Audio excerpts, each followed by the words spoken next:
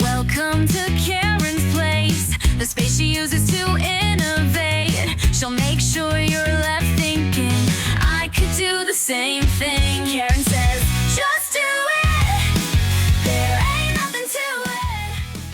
Welcome back, everyone. Today we're taking a deep dive into the creative world of Karen Eastland. Now, she's an author and mixed media artist, but get this. She's making some really cool music with AI. Yeah, I was checking out her work, and it's pretty fascinating. The thing is, she doesn't even sing on her own tracks. So we're going to figure out how she does all this. We've got her website, her YouTube channels, at My Writerly Self, and at Karen Eastland, and even some of her journal entries where she talks about her process. That's a great mix of sources. Gives us a really well-rounded view, I think. Definitely. So where do we even begin with this? I mean, AI and music, it's getting more common, but Karen's approach seems really different. You know, it struck me how Karen sees AI as a partner, not just another piece of software. Like, it's a collaborator in her creative process, not just about throwing lyrics into a program and getting a finished song. Right. It's way more intricate than that. And from what I've seen, it all starts with the lyrics. Yeah, she writes some herself, but often she's working with AI for that too. Uses ChatGPT, which she calls Sol, and DeepSeek, which she's named Zeke. It's like having AI bandmates for songwriting. That's so cool. I wonder what that's actually like, working with an AI on something as personal as the lyrics. Well, in her journal, she mentions that Sol is like brainstorming with a partner who always has a fresh perspective. Interesting. Okay. So lyrics are done. How does she get to the music itself? So she uses this program, Suno V4. It's not as well known as some other music software, but it's powerful stuff for production. Suno V4. Yeah, I had to look that one up. Yeah. So how's she using it? She uses it to like experiment with different sounds and find the perfect vibe to match the lyrics she's come up with. Oh, so it's not just like plug and play instant music. No. She's very much involved in shaping the sound. There's a quote where she says, "It was like Suno V4 could hear the emotions behind my words and translate them into sound." Wow, that's pretty amazing. So Suno V4 helps her find the raw sound. Then what? Then she uses more traditional software, Reaper and DaVinci Resolve, to polish everything up, get it ready for release. Right, the mixing, mastering, all that. Exactly. But here's what I find really impressive. She designs her own album art, too, using AI tools like Ideogram and Google FX.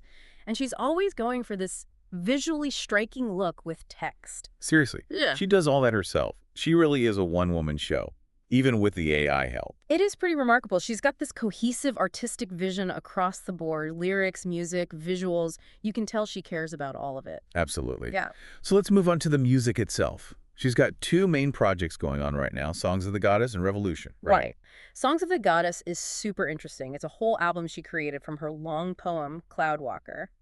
Imagine that, turning a poem into an album. Wow. Wait, so how did she do that? Did she just like put the poem into AI and music came out? It's more than that. She used AI to kind of transform the poem into 10 separate songs. Oh, that's wild. So it's like each song is a part of the poem. Exactly. And she's releasing them gradually, like one every 2 weeks, on both of her YouTube channels. Oh, I get it. It's like building anticipation. Totally. And then her other project, Revolution, it's got a whole different energy. It's more grunge, rock, even metal. And she made it with her AI band, Cassidy and the Castoffs. Cassidy and the Castoffs. Now that's a cool band name. Right. And the whole album is about, you know, female empowerment, breaking free. Even the song titles, Unbreakable, Taking Back the Reins, Rising from the Deep. You get the idea. Yeah, I definitely feel that vibe from just the titles.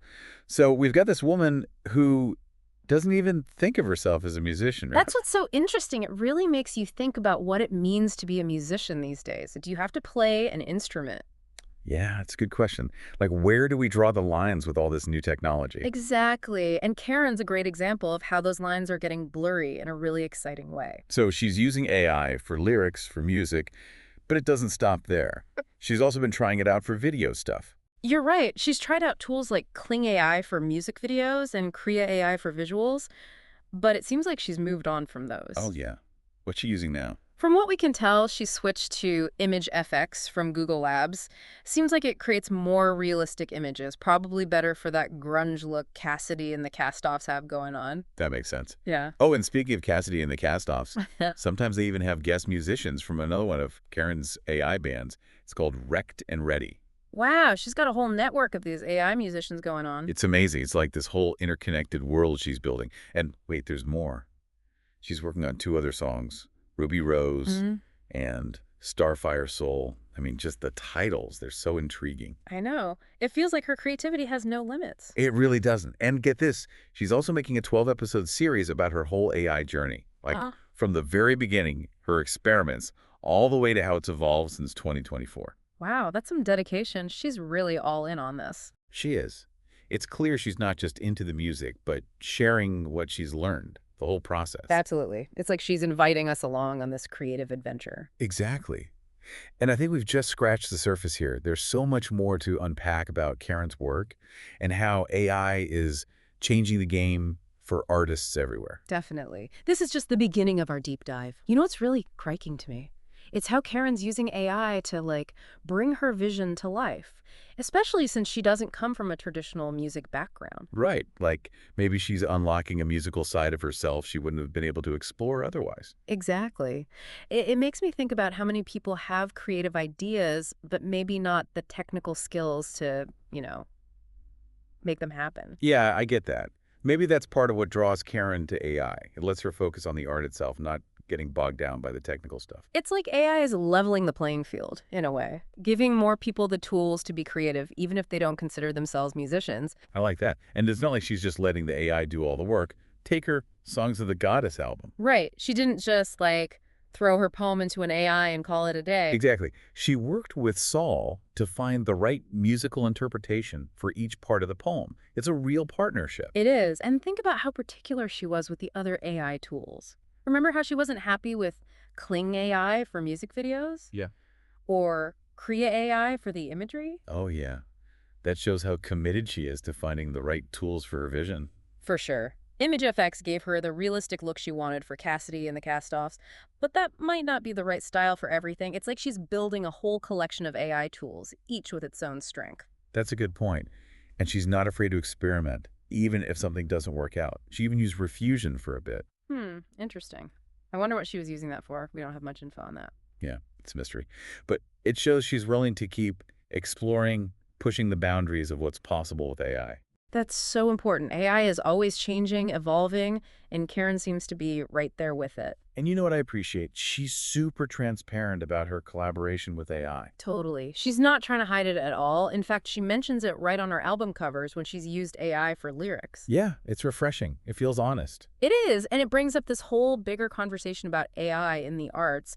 Some people worry it'll take away from human creativity. Right, like it'll make art less meaningful or something. Yeah, but others see it as a tool to enhance creativity, help artists do even more. I think Karen's definitely in that second camp. Me too. Yeah. It's not about AI replacing humans. It's about finding ways to work together. And Karen's showing us how powerful that can be. Okay, so we've talked about how Karen's using AI for lyrics, music, videos.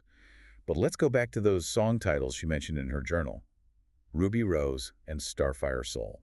Ooh, yeah, those are interesting. They sound different from her Revolution album, which is all about rebellion and strength. They do. Maybe these new songs are more, I don't know, introspective. Maybe. Her Songs of the Goddess album already has those themes of nature and spirituality. Perhaps she's exploring that further. That's a cool thought. It's like we're seeing different sides of her creative personality through her music. And remember that 12-episode series she's making about her journey with AI. Oh, right. I'd love to hear her talk about the challenges, the breakthroughs, how her process has changed since 2024. I'm curious about that too, to hear it straight from her how AI has affected her as an artist. It could be really inspiring for people who are interested in AI and music, especially those who might not have a traditional musical background.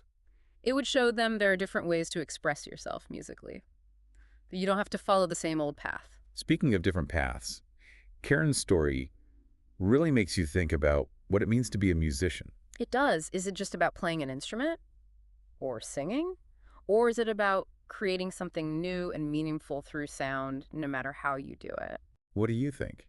Is Karen a musician, even though she doesn't actually play or sing the music? You know, some people might say no, that you have to physically perform to be a musician, but I don't know. For me, it's about the vision, about translating emotions and ideas into music. And in that sense, I'd say, yeah, she's a musician. I'm leaning that way too. I mean, she's composing, producing, sharing her music with the world, even if the process looks different. And she's pushing the boundaries of what music can be, which is what any artist should be doing, right? Totally.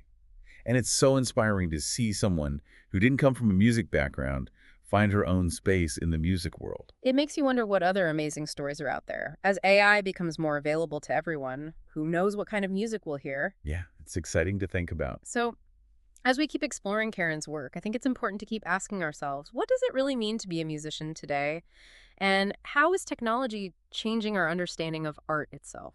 It's pretty inspiring, right? To see someone like Karen who didn't come from a musical background kind of like forge her own path. Totally. And it makes you think, like, what if this inspires other people who maybe always wanted to make music but thought they couldn't because they didn't play an instrument or anything? Yeah, it's like she's saying, look, you don't have to be, a musical genius or anything. You just need that creative spark and a willingness to try new things. Exactly. And with AI becoming more and more, like, accessible, who knows what kind of crazy cool music we'll be hearing in the future. Oh, for sure.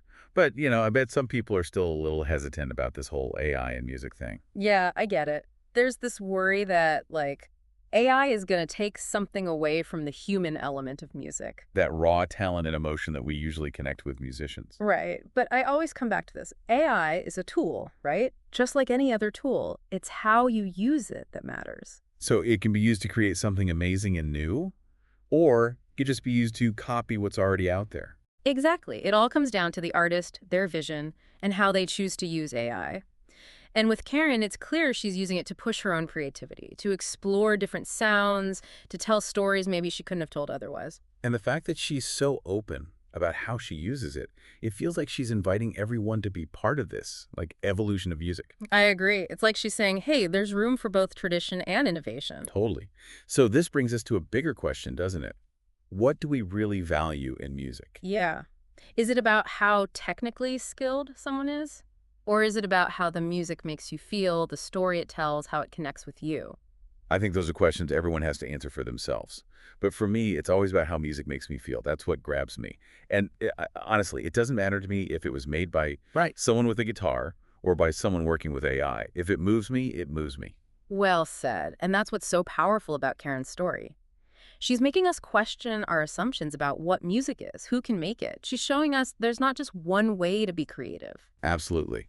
So if you're curious to hear what AI-powered music sounds like, you got to check out Karen's stuff. You can find her on YouTube, both at My Writerly Self and at Karen Eastland. I think you'll be surprised. Definitely give it a listen. And while you're listening, think about this. What does Karen's music make you feel? Does it connect with you? And does it change how you think about what it means to be a musician today?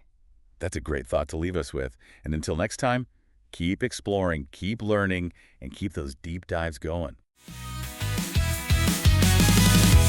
Thanks for stopping